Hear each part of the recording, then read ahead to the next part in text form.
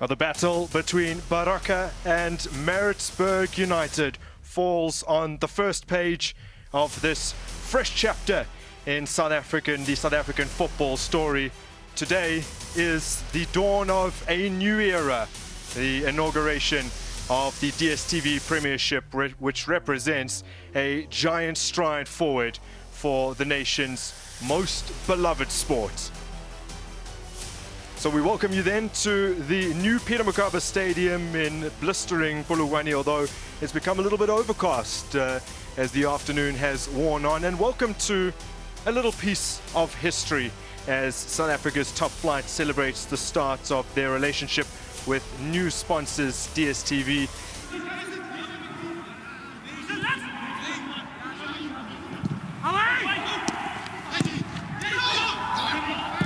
That's a mistake from Derek, and the shot from range is deflected wide. It's a decent effort too.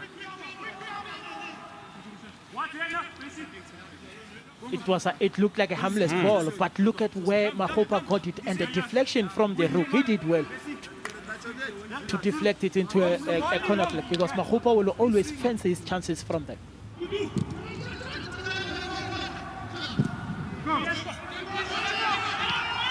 Now, good crossfield ball, an opportunity, and it's in! Baroka have liftoff in the DStv Premiership. It's a well-worked goal from back to front in a flash. Richard Mbulu is the man to profit with his first goal ever for Baroka, and what a day to score it on. Unbelievable passage of play from Baroka.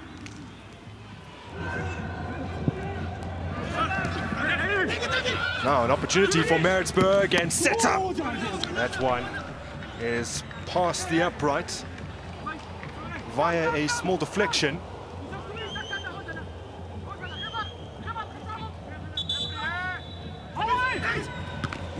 Then opportunity, Chipazeze with a huge save as Jumpies hacks it clear, and it's out for a throw-in. Oh, what an intervention from the Zimbabwean goalminder.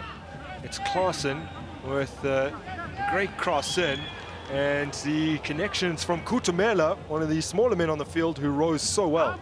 He did very well, Kutumela, everything spot on.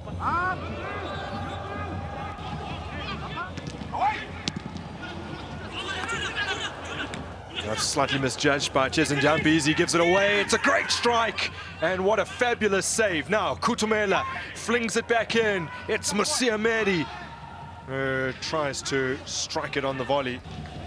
But what about this from Musiamedi? Clever play, and the alerted Chipazeze, that back heel, and the connection from Trolane.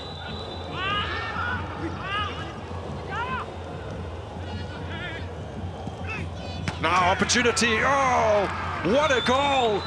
They've been trying from range all game long, and finally they get it right.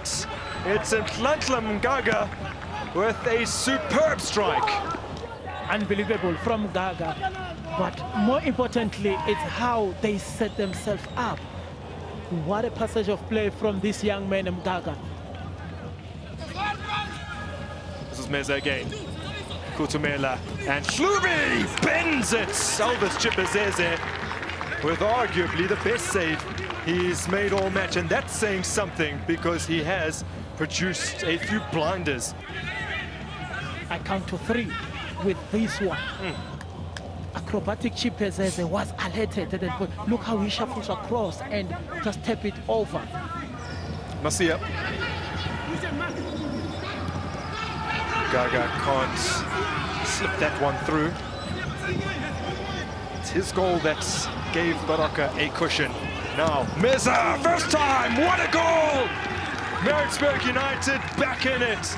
It's the substitute, Jose Meza, who scores on debut with a stunning first-time strike.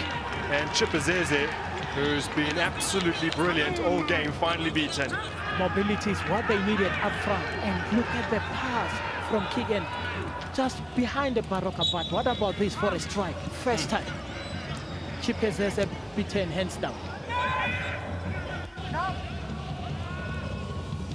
So it will be Buchanan. Puts it in. Durek has steered it past the upright. The last touch came off a man in green. It will be a corner kick for Maritzburg United.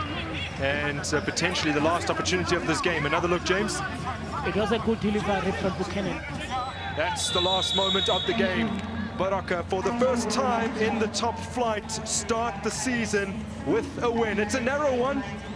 And they made the most of their opportunities, although they had to rely on Elvis Chipezeze's brilliance on more than one occasion.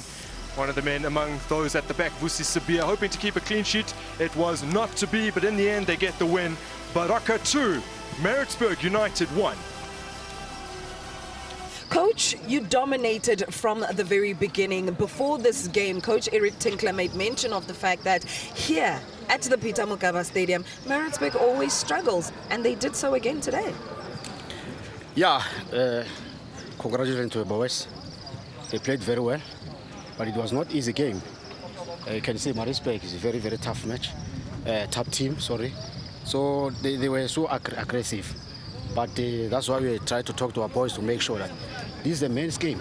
Don't allow the opponent to intimidate you. You must fight. You must fight. If they are using everything, let's use what we have. So it's what we told our boys. So, but I'm happy about the performance of the boys. Speaking of that fight, you had plenty of shots from outside of the box. Eventually, one of them landed into the back of the net. Is that something you've been practicing during pre-season? Yeah, I think we can practice those things at training. And but the application is come from the boys. So what we saw there is something from training, what we trained. Even the first goal, the combination that we made, is we practice from training. But sometimes we practice something, but it's all about the boys to apply the right thing. Yeah. Your defensive changes that you made in terms of your substitutions, were you locking the gates? Yeah, there is no other way because you can see the Maritzburg, we were pushing everybody in our half. So we need to balance the team. So we need someone who can balance the team with a man marker. So that's why I put two defensive players, Seema and Nkhwejane, to close up the game. So, but I'm not happy about their goal that we considered. We gave them away. Very, very easy, very soft goal. But it's football, and we can't kill the boys and take it from there, and then we rectify to go into the next match. Your biggest lesson from today? Yeah, I think hard working. We must give more effort. We need to give more effort when we are playing. PSL is a team, is a league of strength, so we need to put more effort. We must double our effort. So I think if we can double this one, I think we can do better. And joining us now is Coach Eric Tinkler. Coach, when we spoke before the game, you made mention of the fact that you wish your boys would show up for the full 90 minutes. In fact, at some point during the first half, I saw you being absolutely frustrated. Well, I was more frustrated not because of the intensity, because that was the problem against Chiefs, was the intensity. I was more obviously upset because it was a game where we should have retained possession a lot better. We needed to play between the lines a lot better because there was a lot of space for us to play. And I felt in the first half we were the ones who had the ascendancy. The only time they ever hurt us was the ball in behind, and that's how both goals end up coming, on the counter-attack, ball in behind, and us reacting late to that. But I thought, second half we saw a more gutsy performance. We looked to get ourselves back into the game because we committing bodies forward. We end up conceding the second on the counter, but they kept going. They kept trying. We got one, and I felt that possibly we could have got another. It's just the combinations. I think that still needs to work for us. We still need to find our feet and our balance. But I'm seeing a lot of positive things from what I saw today in comparison to Saturday last week. Up front, when you brought on Ali Meza, one would have thought that perhaps you might want to match him up with Judas Musiamedi up front. Why the thinking to pull Musiamedi Because as you heard me say, this was not a game to play long ball. For them, it was a game to play long ball and the ball in behind. But aerially, they were very strong at the back. When we played the long ball, it was just coming straight back at us. But when we looked to play on the floor and combine, and we were a lot more progressive. We got into the final third a lot easier. We started to create better opportunities by looking to play and combine and play in between the lines. So that was the thinking why Judah came off. We thought that, with Ali Meza and Kutu, they could look to play off each other a lot better. And we explained to the guys that in the second half, we needed to play in between the line and look to play with combination play, give and goes, because that's how you could hurt them.